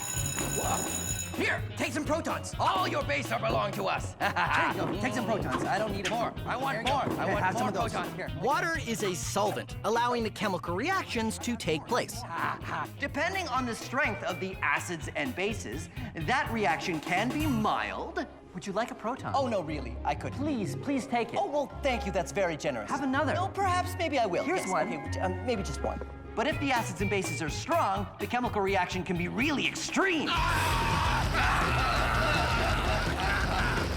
This is what's going on in the antacid tablet, and why, without water, Nothing happens. Oh, water! Water! Come on! what'd you do? This is our control pumpkin. A control in science means a version you don't experiment on, so you can compare the results of your experiment. So this is what a pumpkin does when dropped with nothing to cushion the fall. Jenna and I really have our work cut out for us because a pumpkin has a lot more mass than an egg, which means it's going to be much harder to stop once it's moving. So now all we have to do is come up with a couple ideas to stop that from happening. All right, let's do it. Science. Yeah. You want the best material around? Well, you come to the right place. I've got them all. I got you flubberoid, magnoplex, flexoweed, pastotherm, blupifol. You need hydrogelatinous substrate? I got it. But you know, all those fancy materials are nothing compared to the good old-fashioned spider web. Huh? Hey, where's Gary? Ramona, Gary got away again. You know, people ask me, Sal, is it true spider webs are stronger than steel? And I tell them, it depends. When you look at a rope or a thread or a fiber, you talk about its tensile strength or its ability to withstand force before breaking.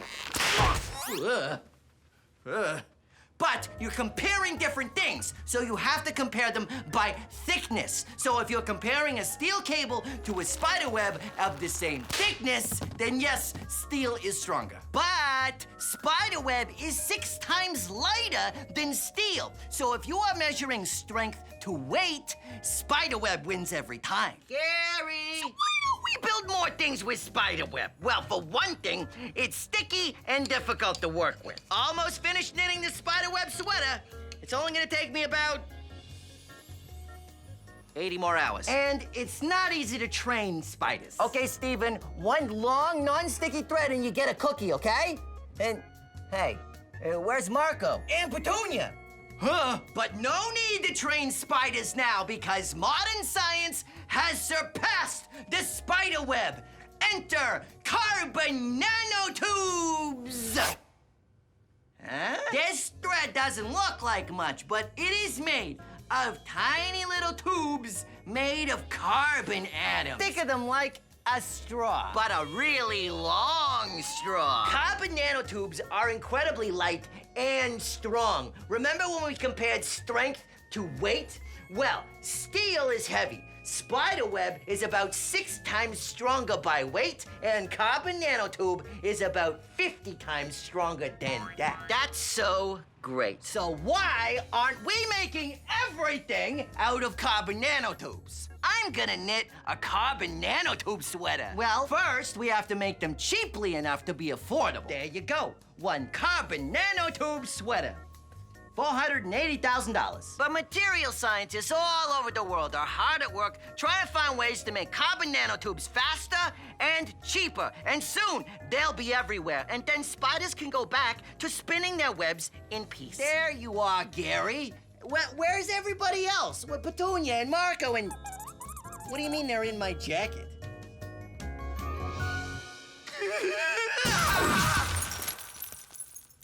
Today we're combining two different chemicals to create a reaction. Sometimes chemicals can combine in a way that makes them very different from how they started out.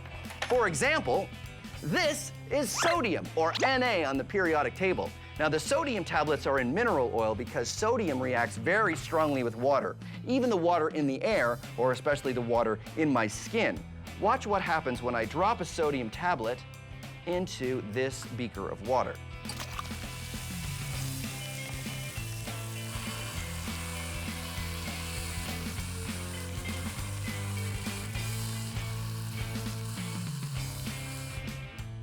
Very cool and very dangerous. And this is chlorine, or Cl on the periodic table. Chlorine gas is very poisonous. So, So, what happens if we combine these two deadly substances? Do we create some sort of super poison? Something more deadly than anything else known to science that causes fear and chaos in chemistry labs all over the land? No, we create salt. Good old normal table salt. These two substances combine to make NaCl, salt. Something completely and totally safe. Chemistry.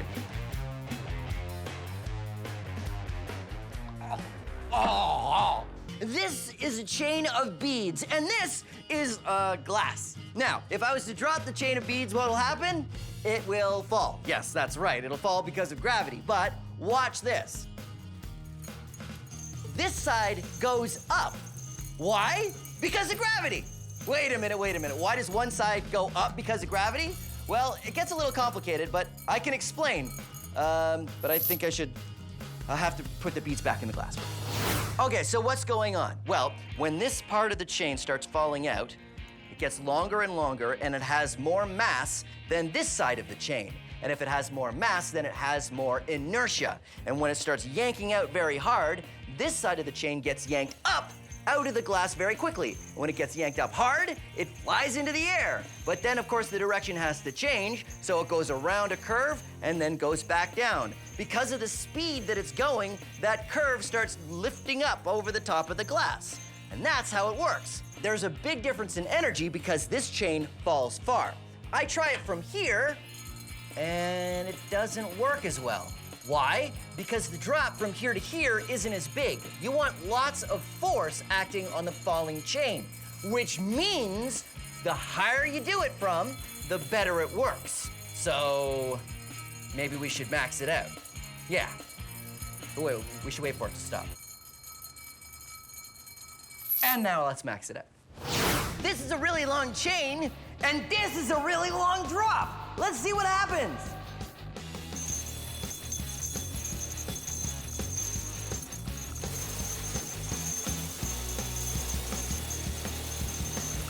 Whoa! Look at that!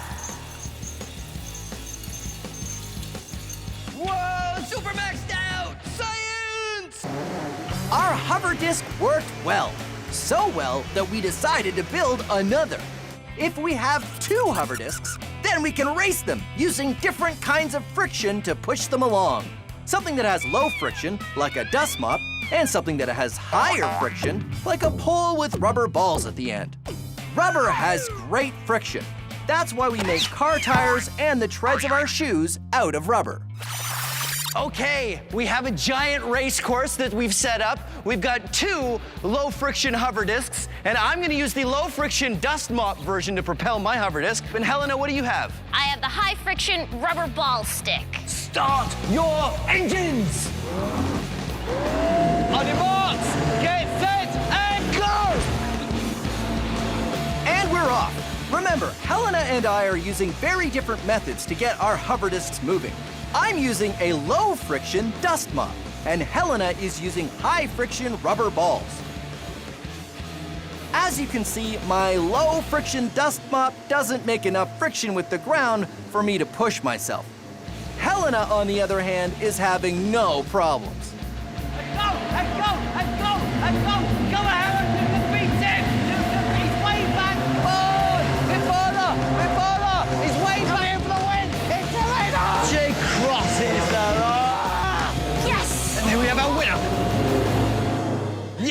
over the finish line. It feels way back over there. I'm still stuck at the second turn. Way to go, Helena. Thank nice. you. So what was the strategy? How did it work? Well, pretty much while I was using those red balls, I was getting friction, helping me steer. You know what? I think we need a little bit more thrust. That would work even better if we had something pushing us even harder. Definitely. Wait, I have an idea. Wait, hold, I need your help. Come on. Our maxed out rocket worked great. Now to make it look more like a rocket. So we have a mesh bag here to put the antacid in. Right. And we have some paper clips attached to it. And what are the paper clips for? Well, Phil, we have a magnet. Ah. And so the magnet sticks to the paper clip. And so that's what we have here. You see, the bag is full of the antacid tablets, which we put through the mouth of the bottle, and the magnet is holding the paper clips on the other side of the plastic. So we can sort of move it along. So we can start with the bag over here where the water's down there, but now we attach the launcher like so. All this effort is to keep the reaction from happening until the bottle's on the launcher and we're ready to go. And then, as we pull the bottle over, we bring the bag up this side, and there, the water and the antacid have never touched. No reaction. All you need to do now is we pull this magnet away, and the bag will fall into the water, and then we will have the launcher down here, and we pull the release, and the rocket will go. We add some weight to the launcher to help keep it in place. Okay, right, wait, glasses. Safety first. Okay, ready? And then we pull the string with the magnet. That drops the bag of antacid tablets in the water and starts the chemical reaction.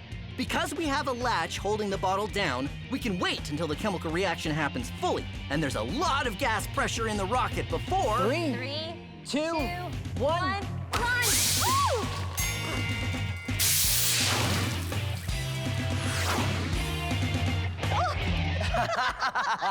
That worked. Yeah, I hit the ceiling. I think we need to do this outside. Yeah, I think we definitely have to do it outside. All right, totally great. Weird. Anyway, I was saying we should put 3 or 4 of these. 3, 2, 1, go! There it is. Yeah! We tried it outside and it worked great.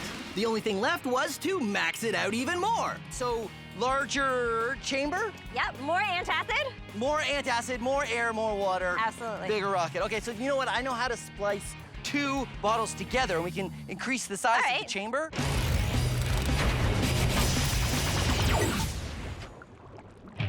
This is sodium acetate. How do you get sodium acetate? Well, when you do a vinegar and baking soda reaction, what you have left, once the reaction is finished, is sodium acetate. It's a crystal, and you can do something fun with it that may seem familiar.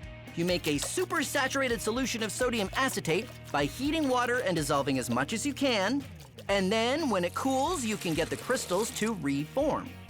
Now, if you did this with sugar, you could make a sugar pop, which we've done before. If you do it with salt, you could make a salt pop, which is less appealing. And if you do it with sodium acetate, you can do this. Just like with the sugar pop, all it needs is a seed crystal to get the crystals to reform. But unlike sugar, which takes a few days, sodium acetate recrystallizes right before your eyes. Because we heated the water, it allowed more crystals to dissolve in it. Ooh. But then it cooled down afterward. There's more crystals sitting around in this water than there should be at this temperature.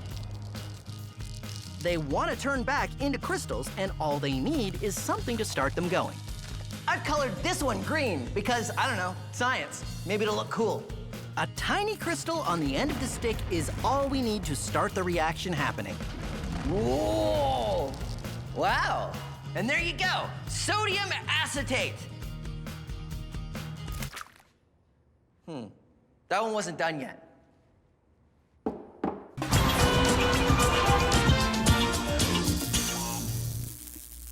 This is a magnet.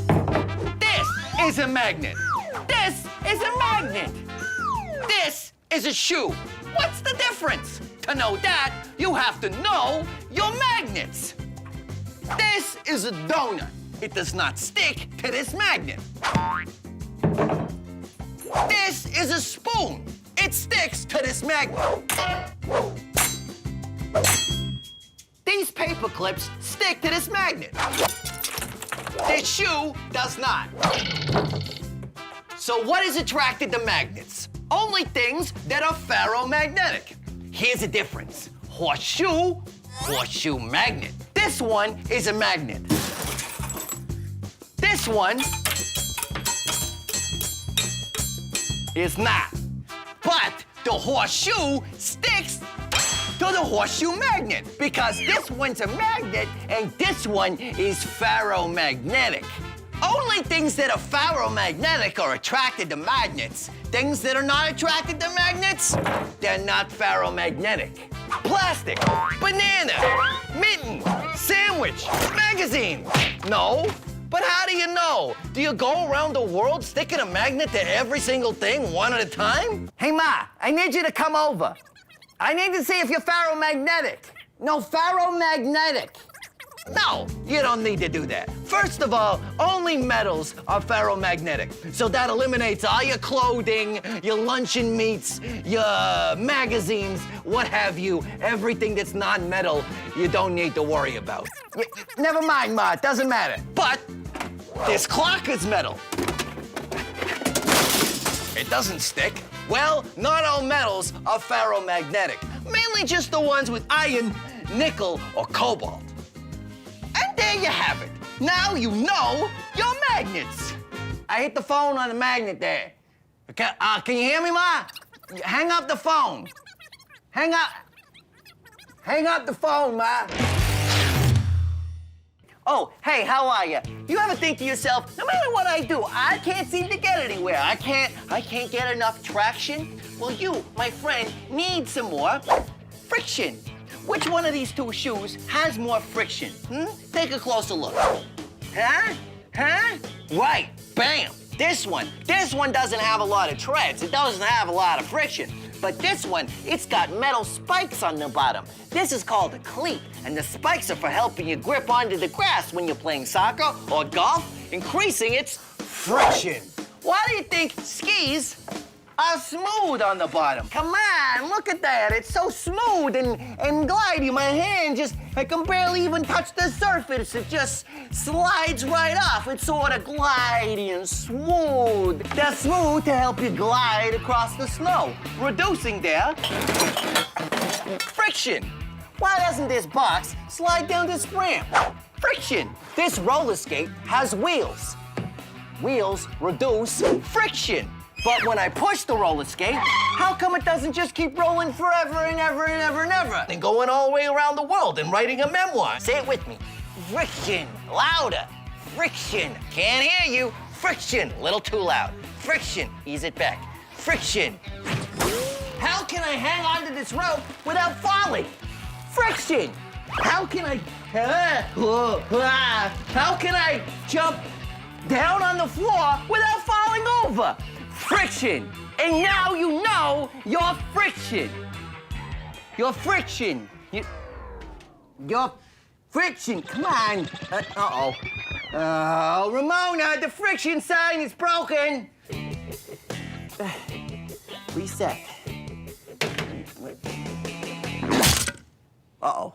All right, let's build our catapult. The first step, take 4 pencils and stick your popsicle stick in between so you have 2 on the top and 2 on the bottom. And then use your elastic to go around and around and around. That's why I like building things with elastics, because it makes it very fast to tie things together, because once you go around and you have it nice and tight, you just pop it over the end and voila, it stays together.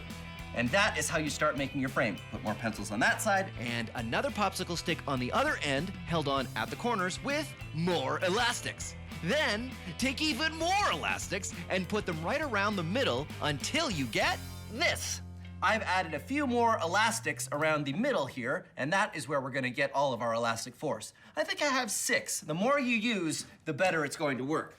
Take your popsicle stick, stick in between the elastics, and then start spinning it around. Here's the reason I use pencils and popsicle sticks, is because the pencils are a little bit longer, which allows you to twist the popsicle stick around in the middle and build up the elastic force. Now, because I'm twisting, the elastic force we're using here is called torsion, or twisting force.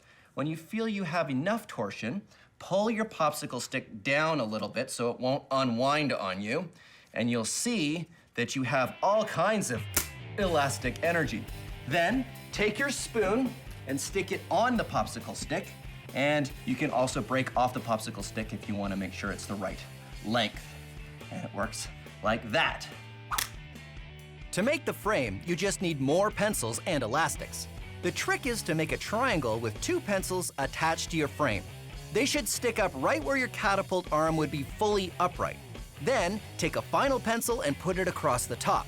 Don't forget to pull the arm back before you put the pencil across, otherwise it'll end up on the wrong side. Now, this is very complicated, and I went pretty fast, so if you want the step-by-step instructions on exactly how to build this, go to our website. And there you go, a catapult of your very own that you can use to knock down very small castle walls. I've also built a larger catapult using all of the same principles. Pretty good, huh? It's got a longer arm, which means I can throw marshmallows even further. Whoa. Or I can throw larger marshmallows, or I can throw very large marshmallows. Now I know what you're thinking. You're thinking, Phil, is that the largest catapult you're gonna make? Well, of course not. This is Science Max, experiments at large. Better sandcastles in 80 seconds. Building sandcastles is fun, but you can't use dry sand because it doesn't stay up very well. You have to use wet sand. But even if you use wet sand, it doesn't hold a lot of weight. But if you use sand with the power of science, it does hold the weight. Dry sand, wet sand, science sand. Here's what's going on. Say these ping pong balls are grains of sand. When they're dry, they don't hold together very well. That's why you can't build a sandcastle out of dry sand. But if you get the sand wet a little bit, the grains of sand will hold together a little better because of the surface tension of the water. That's why it's easier to build a sandcastle with wet sand, but they still won't hold much weight. But if you add something that creates even more friction between the grains of sand, like say this sandpaper, it will hold the weight. So here's what you do. Take window screen and cut it into circles. Make sure you get an adult's permission first, okay? Deal? Put in a layer of sand, pack it down, and put in a circle of window screen. And a layer of sand, pack it down, circle of window screen. Then, you guessed it, layer of sand, pack it down, circle of window screen. The window screens are gonna add more friction between the grains of sand and will make your sandcastle strong. Strong with the power of science. And then you can put lots of weight on it. And there you go. Sand with the power of science. Ha ha! Okay, I had to max it out. Let's see how strong science sand really is. Huh? Ha ha ha ha! Science! Today, we're taking a closer look at chemistry. Ooh. Chemistry is the science of atoms and molecules, the things that make up all matter, and how they interact with each other. Take, for example, this glow stick. Actually, don't take it, because I kind of need it. The glow stick doesn't glow until you... The glow stick doesn't glow until you break the barrier and mix the two chemicals, and they start to glow. Huh? Pretty cool, huh? Chemistry. Now, the chemical reaction we're looking at today is the old vinegar and baking soda volcano. But this reaction doesn't have anything to do with volcanoes. It's chemistry. Now, this experiment is totally safe, but I do recommend you get an adult's permission before you do it because it's very messy. Yeah.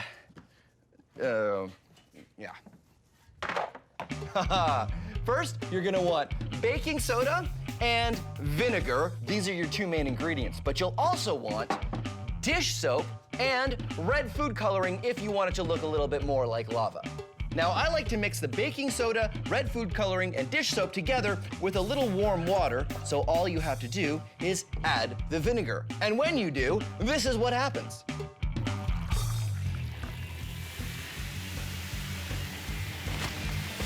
And there you go, chemical reaction. Now, I know what you're thinking. You're thinking, Phil, how much vinegar or baking soda do I use? Well, I'm not gonna tell you. This is where you can be science maximites. Try different amounts. More vinegar, more baking soda, more dish soap. Who knows? Write down the amounts each time you use it and find out what amounts work best. That's called science.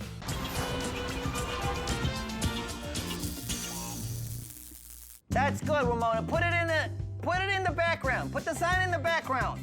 Yeah, in the BG. I love the BG. Chemicals, chemicals, chemicals, chemicals, chemicals. What are chemicals? Are they things you have in a lab in a jar that say chemical on them?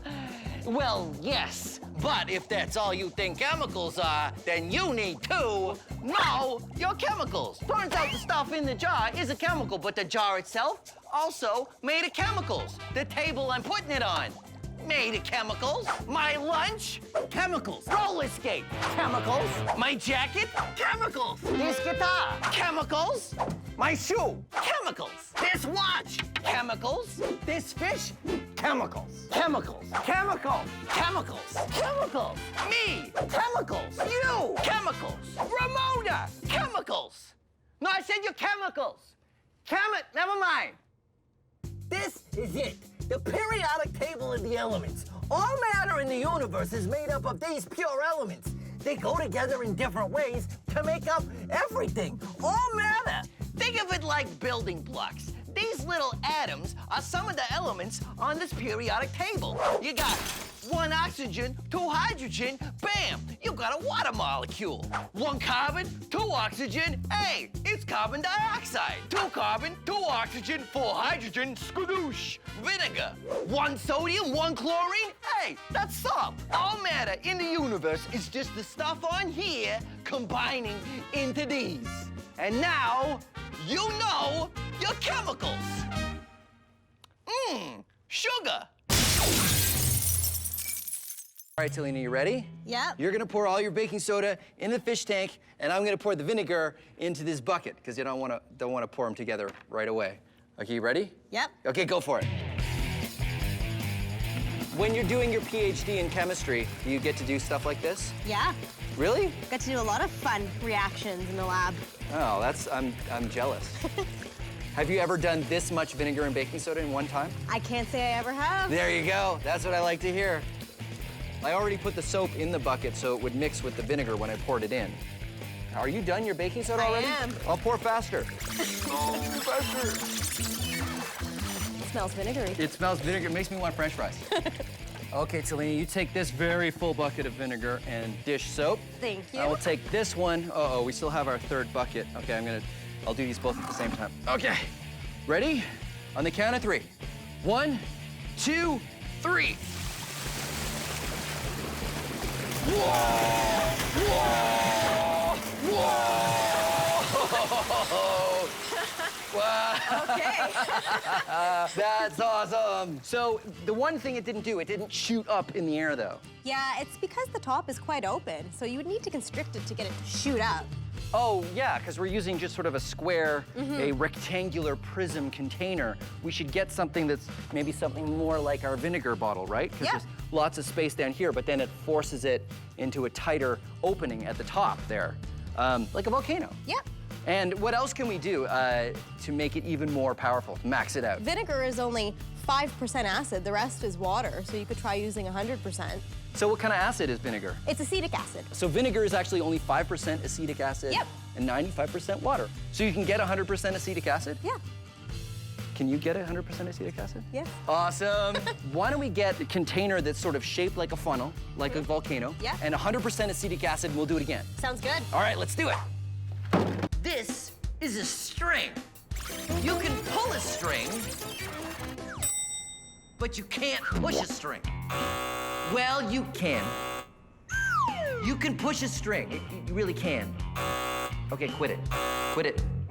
This little contraption works sort of like a baseball pitching machine, but in miniature. See, there are two motors here, and the wheels spin together to shoot things out this way. Things like this craft stick. Watch this.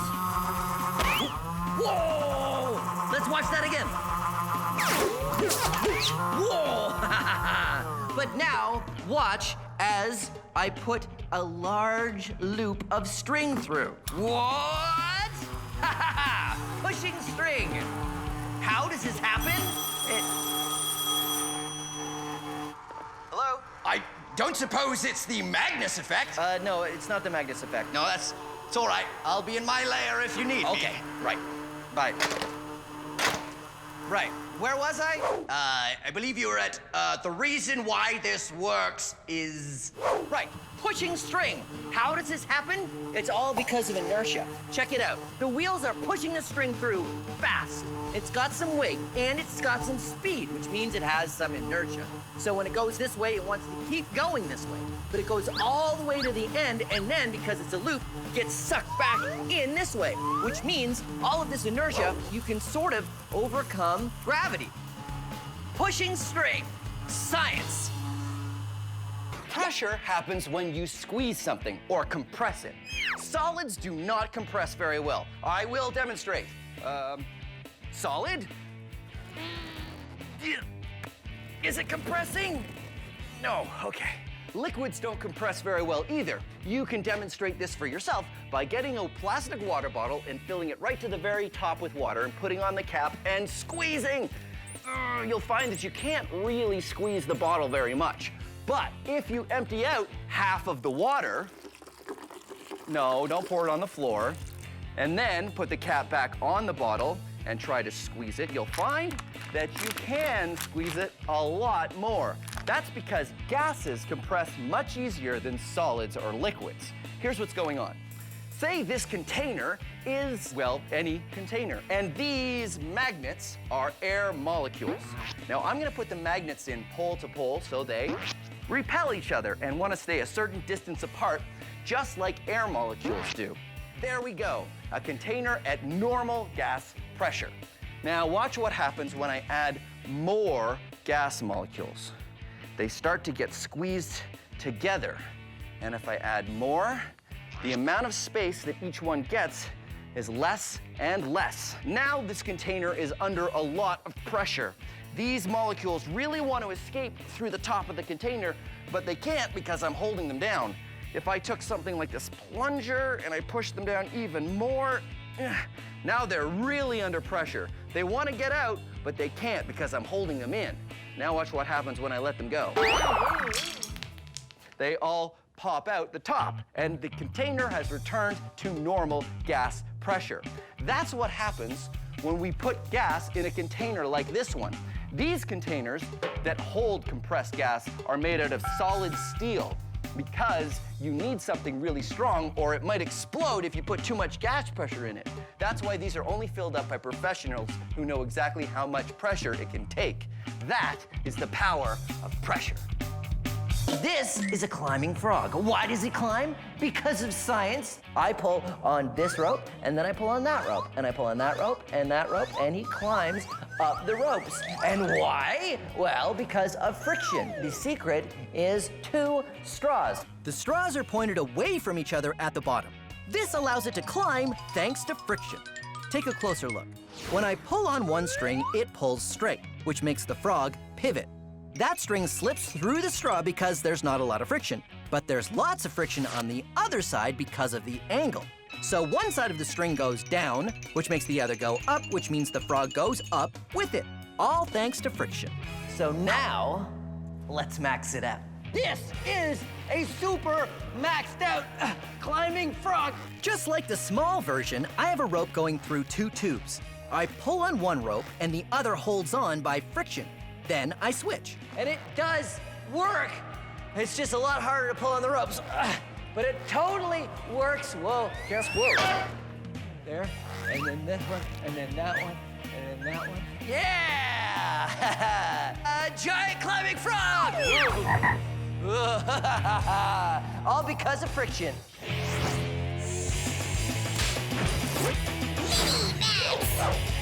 Here's another way to defy gravity using friction. Get a plastic water bottle and fill it with rice.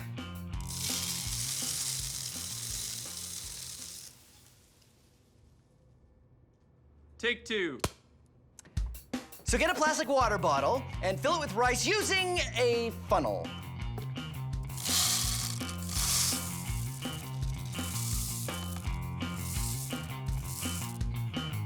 Then take a shish kebab skewer and stick it into the bottle and nothing happens. But if you tap the bottle down, the rice starts to pack in a little bit better.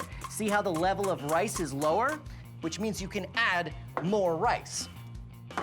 Pack it down even more. And you can even use something the same diameter as the mouth of the bottle, like, say, a highlighter. And make sure all the rice is as packed in as you can get it. There.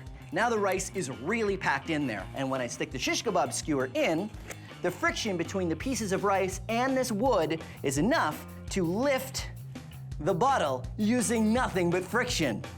Now, let's max it out. I filled this 20-liter water cooler jug full of rice, and it's really heavy. I wanted to see if I could lift it using nothing but friction and this dowel, which is just a round piece of wood. All right, here we go. Ah, science! I'd max it out even more, but I don't think I could lift anymore. It's okay, I could just fit.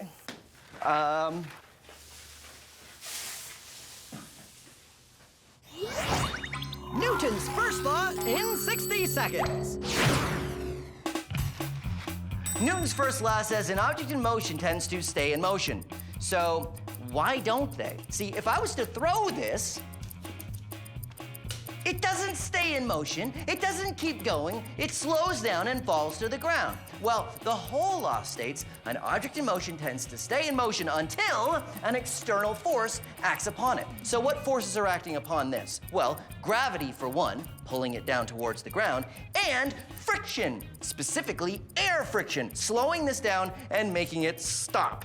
Now, if you were to have something very light with a lot of surface area, it would really be affected by air friction. You wouldn't be able to throw it very far at all, no matter how hard you tried. So there you go. Newton's first law, an object in motion tends to stay in motion unless it's affected by an external force, such as friction, like air friction. So there you go.